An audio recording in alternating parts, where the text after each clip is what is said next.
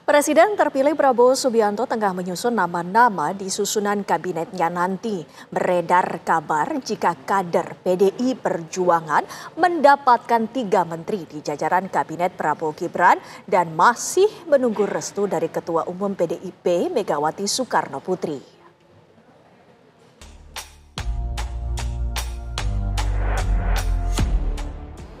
Sejumlah nama mencuat sebagai bakal menteri dalam kabinet pemerintahan Presiden dan Wakil Presiden RI terpilih Prabowo Subianto Gibran Rakabuming Raka.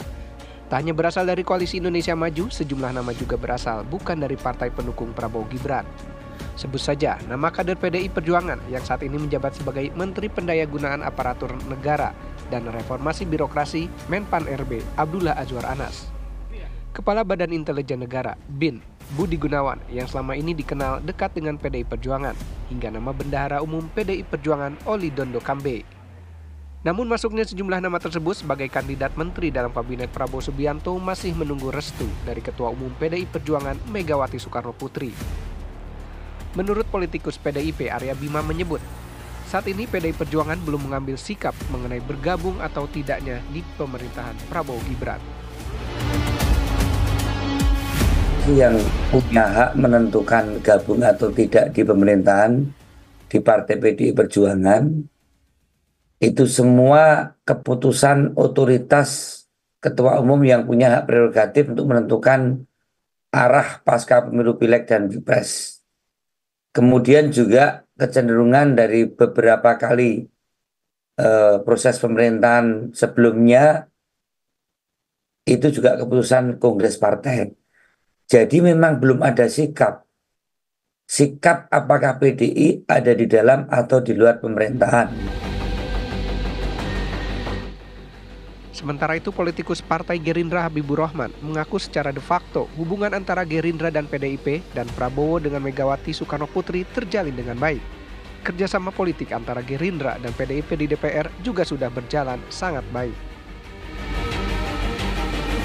Persoalan pertanyaan-pertanyaan teknis ya, apakah ada menteri dari PDI Perjuangan, kemudian kapankah pertemuan Bu Mega dengan Pak Prabowo, menurut saya sekarang menjadi kurang relevan lagi. Kenapa? Karena secara de facto yang namanya komunikasi politik, kerjasama politik antara PDI Perjuangan, Pak Prabowo dengan Gerindra, Pak Prabowo dan Bu Mega sudah berjalan sangat-sangat baik sekali. Ada 3 indikator yang saya perlu sampaikan kepada teman-teman ya.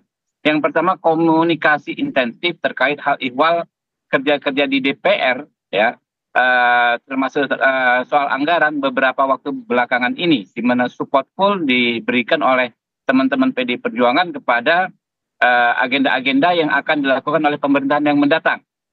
Yang kedua adalah support full dari Gerindra kepada Mbak Puan Maharani untuk tetap menjadi Ketua DPR RI mengacu kepada Undang-Undang MD3 yang tidak berubah sama sekali.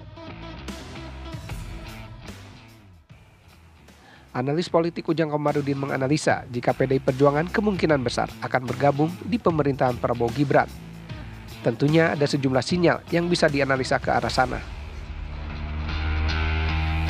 Bukan lagi kecil, besar, yang memungkinkan PDIP untuk masuk ke kekuasaan atau koalisi Indonesia Maju. Apa faktornya? Kenapa? Besar. Pertama kita lihat terkait dengan revisi Undang-Undang Kementerian Negara. Misalkan di mana Pak Said Abdullah mendukung, bagaimana ketika ada kritik masalah anggaran, ada kok anggarannya siap.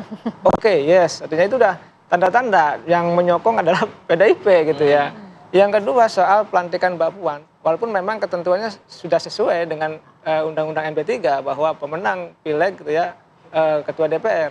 Tetapi kan sejatinya kalau kita lihat konstruksi politik, ya biasanya yang menang, yang besar, koalisinya kan mengambil, bisa merevisi, tapi kan revisi itu kan redup.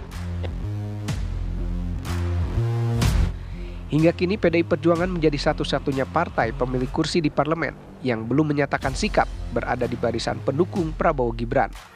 Lalu akankah PDI Perjuangan bergabung dengan koalisi Prabowo dan menempatkan kader-kadernya di kabinet?